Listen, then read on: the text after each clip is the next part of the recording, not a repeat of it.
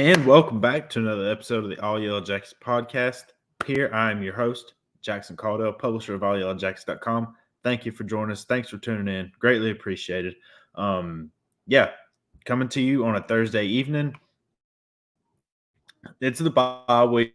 We know there's no game coming up. This is usually game preview day for us here at the All Yellow Jackets podcast. But with it being a bye week, I thought it would be good to kind of look at some big picture stuff. I know not everybody wants that in every single podcast, but I think during the bye week is probably the best time to do it. So just talking about, obviously, whenever we talk about big picture stuff, it's usually stuff to do with the bowl game. But obviously, we're going to evaluate the offense, evaluate the defense, just kind of everything, how the season's gone up to this point. Is it what we expected? Where can they get better? And things of that nature.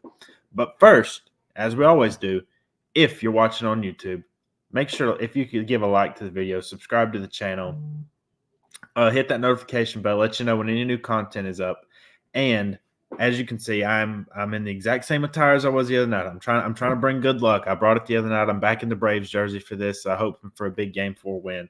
If you're watching on podcast, you cannot see that, and you're probably wondering what I'm talking about.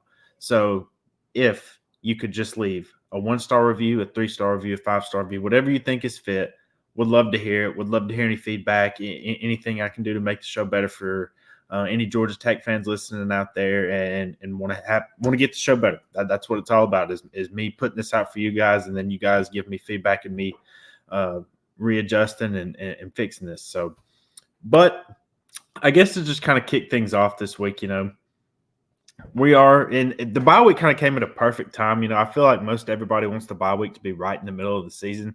Like, you don't want it too early. You don't want it too late. Like, I hate early bye weeks. Like, I think a team, for example, like USC, they had their bye week. They do play week 0, but they had their bye week like week 3. Like, so they got to play like 8 straight weeks or 9 straight weeks of football, something like that.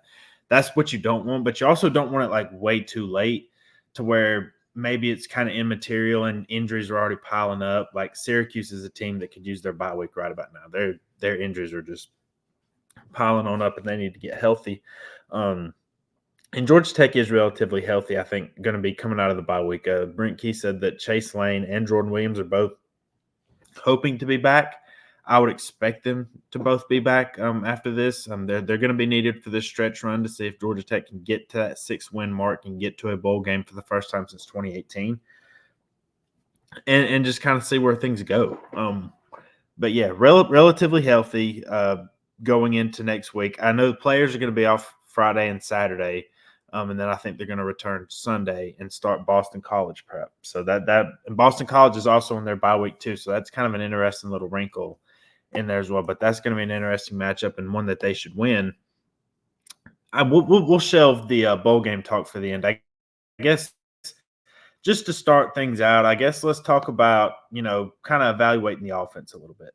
And when I say that, I mean relative to the expectations that we had for this unit coming into the year, like, what do we think so far? And I think the overwhelming answer right now would be pretty good. It's definitely not perfect. Like, they're not in the Washington, Oregon, USC, that offensive type of tier. But I think it's night and day difference from any offense in the Jeff Collins era, which were just all pretty brutal. I think, if you had to talk about anything in particular, I think you got to talk about the passing game and how much more explosive this team is this season. And that was one of the keys to the season that I laid out in the preseason. Like, they were one of the least explosive teams in the country. They were one of the least successful passing teams in the country. And you're seeing just huge leaps in that area. And a lot of that has to be attributed to Haynes King. Most offenses, you're going to start with the quarterback and evaluating his play. And that's what we're going to do here. And look, I don't think you can give him a grade any other than an A. I mean, we're not really grading here on this show. Like, who am I to hand out grades, But I think his performance has just been pretty outstanding. Now, the past couple of games, if I have to highlight a negative, the past couple of games, he's forced some throws. Going into the Bowling Green game, he only had 2 interceptions all season, and he added 2 in that game and 2 in the Miami game. And a lot of them were just bad throws, to be honest with you. One of his interceptions his only interception in the Louisville game, come on a tip pass. That was some bad luck. I think he's had another one like that this year. But these past 2 games, he's really forced the issue a lot. and it's been detrimental to the offense, and it nearly cost them on Saturday. It did cost them against Bowling Green. There was a lot of things wrong with that Bowling Green game, as we all remember, but he started pressing at the end of that and just trying to get big plays and trying to force the ball down the field, and that's what you just don't want to see.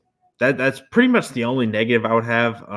Sometimes I do think he takes too many hits in games. He's been better at that as of late, but I think on some slides and on some design runs where, like, obviously going into the goal line, like he did against Miami, like, oh, you're going to give up your body for a hit. Like, players should be doing that and trying to get across the goal line. But I do think early on in the season he did take a few too many unnecessary risks.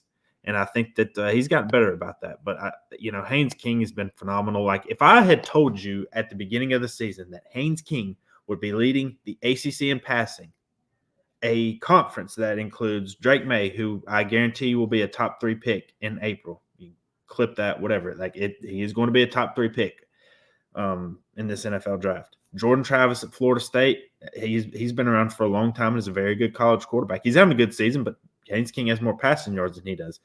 We saw him go head-to-head with Miami's Tyler Van Dyke, and he outplayed him. Like, I don't think either one of them played exceptionally well, but you know what? Haynes King got the win, and he shined on the final drive where, Van Dyke, he had a couple of throws here and there in the second half, but wasn't very good.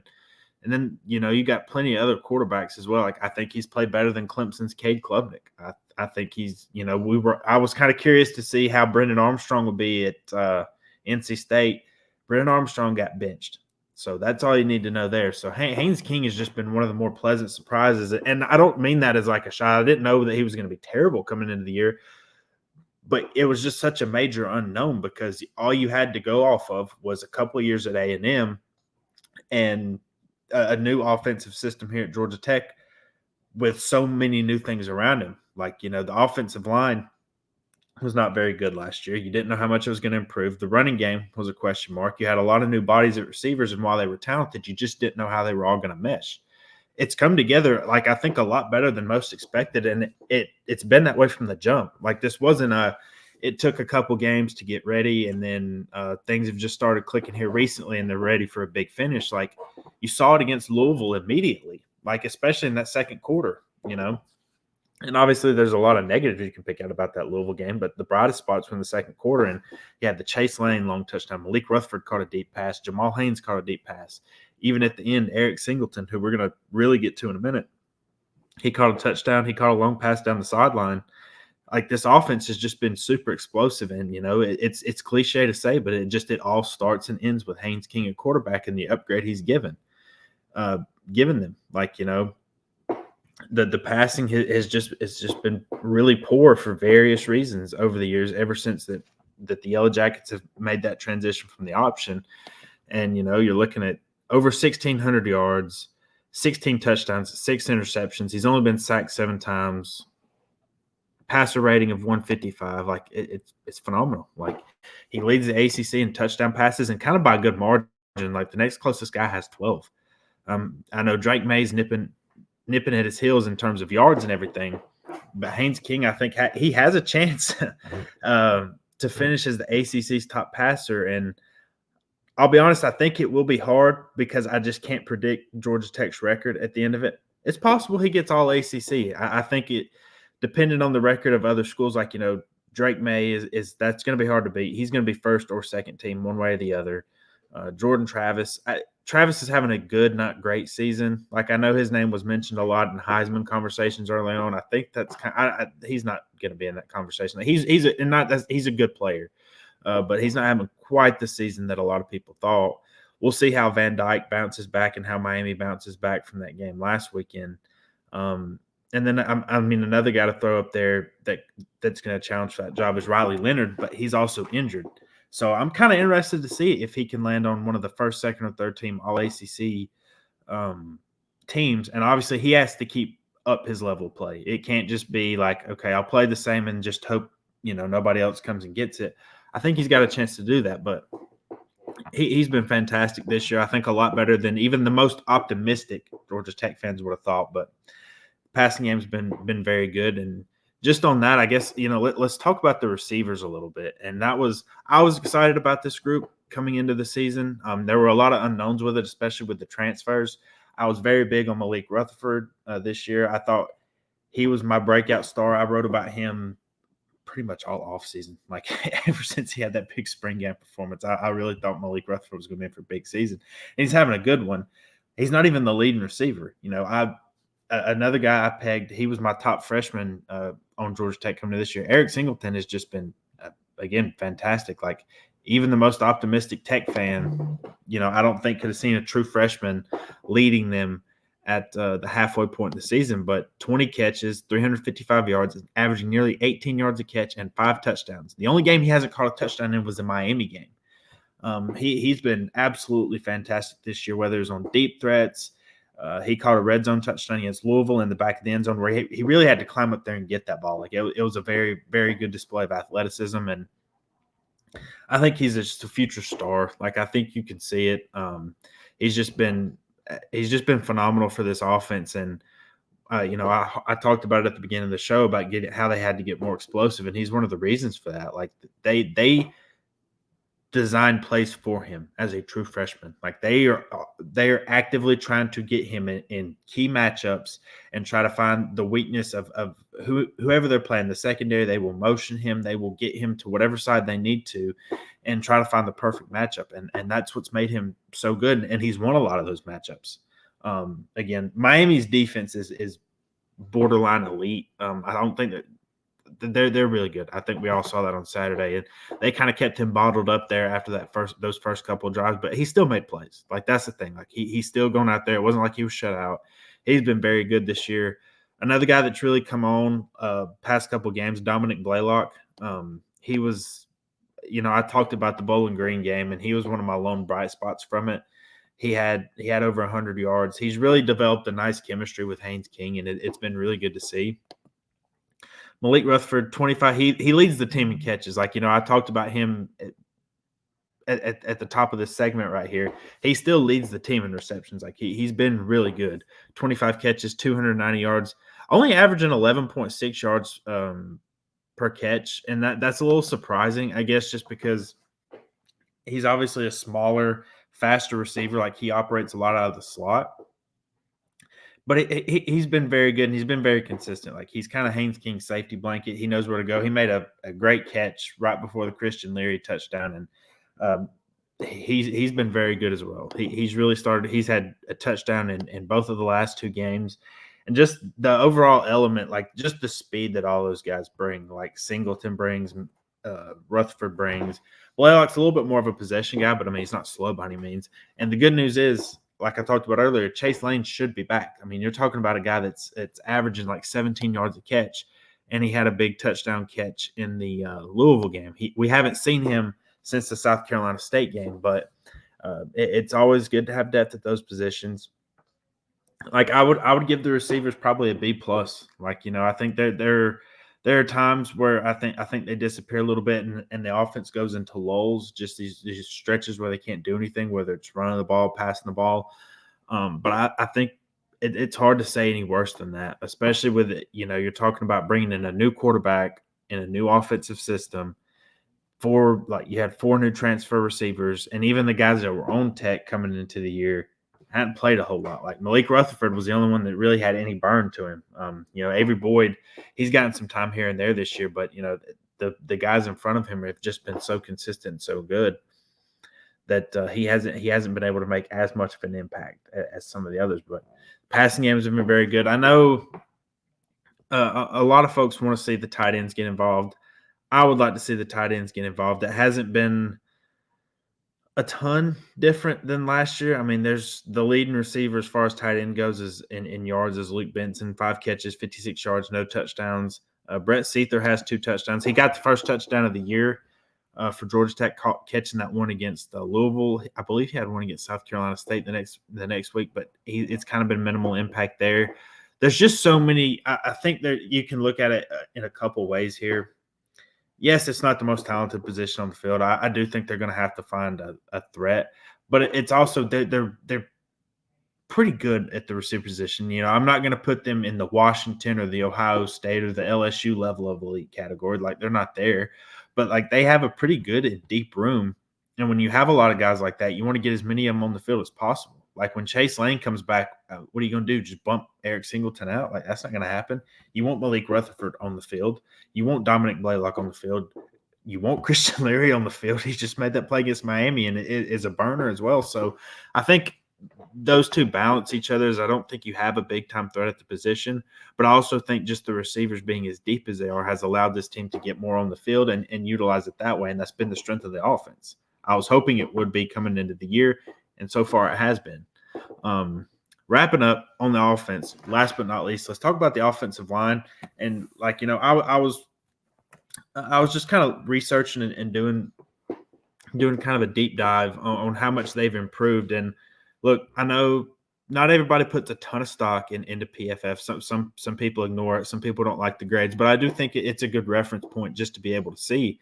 And again, you can just see clear improvement from last year to this year. So the pass blocking grade for this year, 67.4. Do you know what it was last year? It was 42.8, which is horrendous. Like you're talking one of the lowest in the country, and not just Power 5, but Group of 5 as well. Like the offensive line play was really, really poor last year. They've improved significantly in the pass blocking areas. Haynes King only been sacked 7 times. Like that's a pretty good mark. And there have been some teams that, like Miami, got a good bit of pressure on him. They just didn't finish the job. But the pass blocking has improved a lot this year. Run blocking, 63.8 this year, up from 50.8 last year. Like that's a 13-point grade improvement there. And look, I say this about a few positions. Like, you know, you're not going to put it among the elite of the elite, but we wanted to see improvement in key areas coming into this year, no pun intended.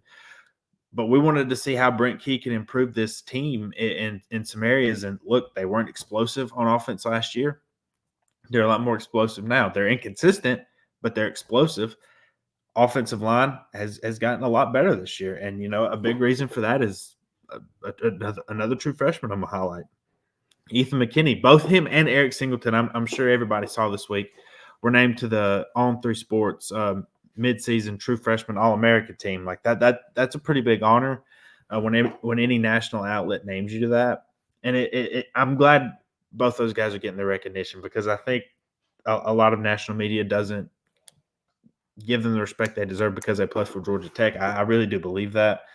Like I wrote a piece last week about how Eric Singleton was left off the top 25 true freshman list on ESPN. Like there's like 4 receivers on there, a few in the ACC, and none of them have even close to – some of them didn't even have close to the stats, and some of them don't even play as much as Singleton does. So don't get me riled up and started on that topic. But I was just glad to see they got their recognition, which they've earned this year. I mean, they're both starters. McKinney come in after a few rough series from Corey Robinson on that first drive against Louisville. He's not looked back. Again, it's tough to be a true freshman and play offensive line and start in at this level, but he's been pretty good given the circumstances and applying like the true freshman standard to him. Like that, you're not going to have high expectations. And you know when some of your games, like you're throwing them out against Louisville's defense just shut down Notre Dame the other night. Like Notre Dame couldn't do anything with him. He had to face that front 7 from the get-go. He had to play a Wake Forest team that still leads the ACC in sacks. He had to play against an Ole Miss defensive line that has a couple of NFL players on it, and Miami's got more than a few. Like Miami's defensive line is very good, and I think he's held up pretty well. You've also seen a tremendous growth from Weston Franklin and Joe Fusal. I was looking at just overall PFF grades yesterday. Joe Fusal is the highest ranked Georgia Tech offensive player that has the minimum amount of snaps. Like you got to play a certain amount of snaps to get to be amongst the top, because you can play like 5 snaps and have great 5 plays and you get a high grade. But he's started every game at left guard, played every play at left guard. Has just been a huge improvement for him, because he struggled a lot last year, but there was hope for under Jeep Wade that there was going to be a big jump, and there has been. Like he's been a very consistent player. Weston Franklin's been very consistent at center, and this unit's been missing Jordan Williams the past couple of weeks. He's supposed to be back here soon, but they've had to rely on some other guys. Connor Scaglione's had to come in at right guard. Ja'Kai Leftwich has had to step back in at right tackle, and it's at least good that you have that depth. Like Ja'Kai, he played a lot last year. He's played a lot during his time, and he's been solid. Just the offensive line as a whole, it's a big improvement.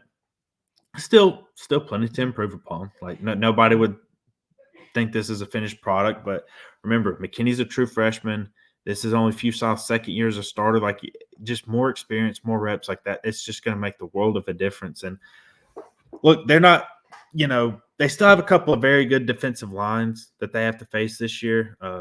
Everybody knows like how good Georgia is up front. Clemson is. They might have 2 losses on the schedule. It's not because their defensive line. Their defensive line's excellent. But you're also going to face like Boston College's defensive line is terrible. Virginia's is not great. Chico Bennett's a pretty good defensive end, but defensive line's not fantastic for them. Syracuse is just banged up everywhere. Like I feel bad for that team right now. It's a talented team, but they're just injured all over the place right now. So there's still plenty of challenges ahead for this offensive line. Getting back to the main point here, but it's been a much improved unit. And you could tell right off from the start against Louisville. It was just a night and day difference. But let me catch my breath for a second. Now, let's talk about a side of the ball that has been a little bit more topsy-turvy, has gone through some changes, had a couple bright spots, but it's mostly been a negative. Like, let's not sugarcoat it any. The defense, not been great. Like, it's poor just all around, especially against the run. The passing defense, actually, you look at some advanced stats, they're actually pretty good. EPA per game, they're number 29 in the country. EPA per play, number 28. Total EPA against the pass, number 39. Like that's not terrible. But also success rate, they're 76 in passing success rate allowed. And they faced some pretty good passing attacks. Like Louisville has an excellent passing attack. Miami's been able to throw the ball a lot this year. Now they were able to confuse Tyler Van Dyke a lot this past week, but the secondary has been pretty good at creating turnovers in their 2 wins. Like Wake Forest and Miami, they were able to create turnovers. And I guess, we should probably start up front. The defensive line, it's been lackluster. Like you can't really say anything else. Like Kyle Kennard has been a pretty consistent guy. I think he's the only one where, you notice him week in and week out. But even then, he has 4 sacks on the season. All 4 of them came against Wake Forest. He did have, a great game against South Carolina State where he forced a fumble, got the recovery, had an interception, was creating pressure. Like he was a good player, or he has been a good player. But just overall, the tackling on the defensive line and the interior has not been great. You're seeing Zeke has gotten a lot of run. Mekhi Scott's got a lot of run. Daquan Dowse, like those are the main guys they look to. And Forrest Lockett, I will highlight him a little bit. He had a tackle for loss against Miami. He's a big dude. Like, you hope he can come on and start creating some more depth along that defensive line, which is something the coaches thought they had. I personally haven't seen it play out to that, but also you have to factor in Sylvain he's been out all season. Or, he played in the Louisville game. That was it. So they've just been looking for some guys to step up. Mekhi Scott does have 23 tackles and a pass deflection, no sack. Eddie Kelly has a half a sack. Zeke has a sack. Kevin Harris has been getting a lot of snaps. He has a sack. As a whole, the pass rush has not been very good for Georgia Tech. The run defense has not been good. The linebacker play, I guess let's get into that right now. I'll say this about the linebacker play. You got to give a lot of credit to how Paul Moala come out and played this past week. I know as a whole, the position has taken a lot of criticism, and it hasn't played well. And, the comments he made about overlooking Bowling Green was what it was. He did come up with a big forced fumble to get the ball back for Georgia Tech to beat Miami last week. He also he was one of the higher graded linebackers, I think, in the country this past week on PFF. I think he had like a 90 grade out there. I mean, he was really fantastic, and you hope that's something that can carry on during this last half of the year, because again, they face some really good offenses still. Like North Carolina comes to Atlanta in a couple weeks. Obviously, Georgia's very good on offense. So the linebacker play, the front 7 play has got to improve a lot. But I do think that there is some hope there. Like, Kyle Eifert has graded out pretty well on Pro Football Focus. I think he should be starting to see more run a little bit. Trinelius Tatum has graded out as one of the lower end guys. I think Eifert, getting some more snaps and getting some more playing time, I think would benefit this defense just a lot. But as a whole, I would grade the front seven towards the lower end of the ACC. Like they are they're 10th right now in yards allowed per game passing. They're I think they're the worst in the country, and they're near the worst in the country in run defense. And that, to their credit, they stepped up big against a Miami team that was leading the ACC in rushing, but still a lot to improve on. Like whether it's tackling, run fits, the assignments, just anything. The front seven, they got to take a step up in their play. Over the last half of the season. And you did see that. Like they held Miami to under 4 yards a carry, which is a big deal. Like Miami was running the football well on anybody that coming into the game, that you knew they were going to run the football. You knew they wanted to run the football. So it was good to see that defense step up and play well, force turnovers. The secondary was kind of the ballyhooed part of the defense coming into the year. And I think you've started to see flashes of what they can do. Like Clayton Powell is the highest graded player on the entire team. He's been really good this season. Jalen King has 3 interceptions. He nearly took one to the house against Miami last weekend. It was good to see Miles Brooks get an interception. He played really well in the last game. And then the corners have had their turn making plays too. Amari Harvey got his first career interception on Saturday. Kenan Johnson played a huge role in beating Wake Forest. Miles Sims has been solid. Like, again, it's not one of the more elite units in the country, and they have their struggles. But I think it's still, to me, the strength of the defense. They've played well. I think the main thing is tackling, and they've had a propensity to allow some big plays from game to game. Like Miami had a couple there at the end to get back into it, but overall, I think pretty solid for the secondary. The advanced stats, I think, paint a little bit of a weird picture. Like they're good in several categories, but bad at success rate. So we'll see how the secondary picks it up over the last half of the season. Because again, North Carolina, very good passing attack. Georgia, very good passing attack. They also, Boston College, kinda like that. Their offense is hit or miss generally, but overall, defense has a ton to work on.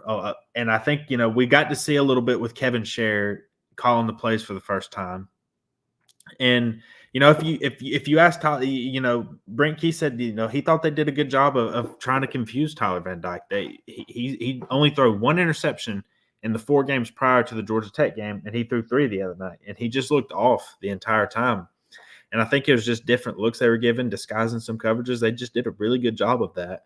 And I think, the thing I want to see now is, okay, now that teams see what you did to Miami, are they just going to expect to see, can they adjust to it, and how to improve off that? Like, allowing 450 yards is, Georgia Tech's not going to be holding anybody to under 200 yards or anything like that. But it's, can you create turnovers and can you create red zone stops? And he excelled at those things last Saturday night, and that was one of the keys to the game that we talked about. And I think you're gonna have a couple more games like that.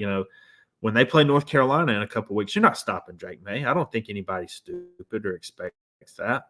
But okay, can you create turnovers and can you force red zone stops? They did it last year. Like he turned the ball over last year, and you had the Josh Downs drop in the end zone. They came up with stops when they needed to, and you're going to be faced with a similar task here in a few weeks. But that's going to be the main question on the defense. I think the rest of the way is, can you continue that level of play? Like, obviously, I don't expect them to go out, force 4 or 5 turnovers every single game. It'd be nice. That would increase their chances of winning a lot. But it's, can you make things harder on the offense? Can you do the fundamental things well as far as tackling and run fits go? And can you come up with stops in the red zone? We'll see how they do that the rest of the way. But that's what I'm looking for on defense. Offense, I'm looking for better ability to run the ball. Like, I want to kind of circle back to that a little bit and talk about, I didn't talk about the running game probably as much as I should have, but it has slowed in the past couple of games. But I do think how good Jamal Haynes has played this year should not go overlooked. I don't think it is, but especially at least among the Georgia Tech community, I don't think it is. Making the transition over from wide receiver, I don't think anybody really had an idea of how good he was going to be, or how big of an impact he was going to be, because you had Dante Smith, who's been playing here for a while, Trey Cooley coming over from Louisville, Jamie Felix, who I thought was in for a breakout season. Evan Dickens was talked about as a true freshman coming in and making an impact. Like, you were just wondering, where does Haynes fit among all these pieces? And he's been really good. Like, his vision, his ability to cut back and hit a hole super quick has been a great development for the offense. His ability to he has shown the ability to catch the football. He hasn't done it as much the past couple of games, but like against Louisville, he took a long pass. He's done well in that area. So Trey Cooley he's slowed down a little bit. He had some big explosive runs in those first few weeks, and it slowed down a little bit. Those two have been the main two bell cows of the offense, and including the run game. And the running stats are they're not great when you look at the advanced stats. 111th in success rate, 115th in run plays per game, 104th in EPA per game, 110th in EPA per play, and 103rd in total EPA when running the football. Those are not good numbers. Like, whenever I start with 100 something, it's it's not good. Like, it's almost never good. So the running game, that's the biggest thing on the offense that I think needs to improve. And look, they're going to have chances to do that. Like, Boston College's defense as a whole is pretty awful. So I want to see how they run the ball, because Bowling Green's run defense isn't very good either, but they couldn't run the ball on them.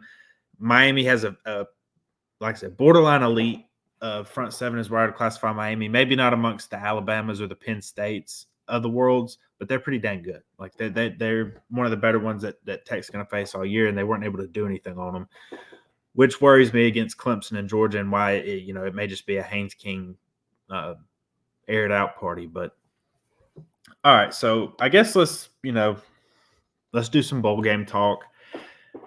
So I talked about after the Bowling Green game, I didn't think a bowl game was possible. Like, I just looked at the schedule coming into the season. I did project a 6-6 record in the bowl game. I had wins over South Carolina State, Bowling Green, Wake Forest, Boston College, Virginia, and Syracuse.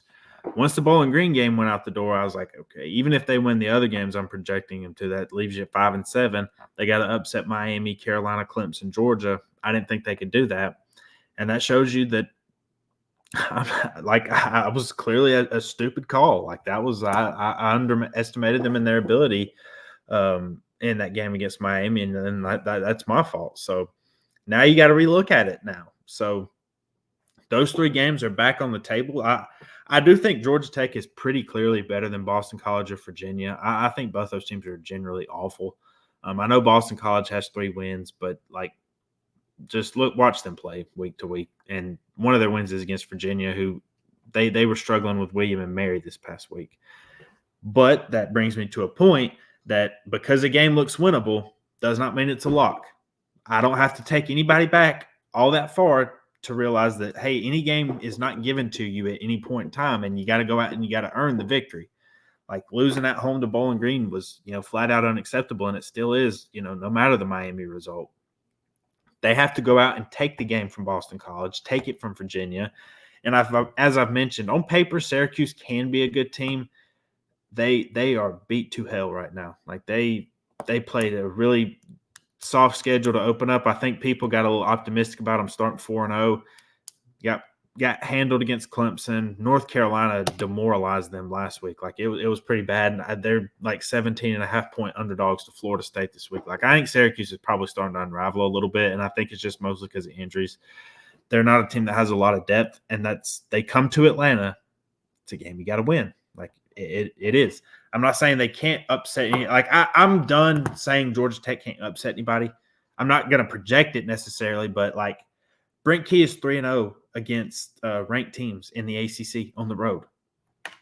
So again, I'm not guaranteeing they upset anybody anymore, but like, Tech has a 2-game winning streak on North Carolina. That game is a homecoming game, possibly at night. And look, Drake May had, I think, the worst game of his career against Georgia Tech last year in that game. So look, nothing's off the table. Clemson, they fooled around with a Wake Forest team that Tech beat by 14 points. So we'll see. But a bowl game, I think, is definitely on the table now. It's not guaranteed. They got to go out and earn it. But getting to 6-6 and again, guys, that's a big accomplishment for Brent Key in year one. It is for he got to 5 wins last year.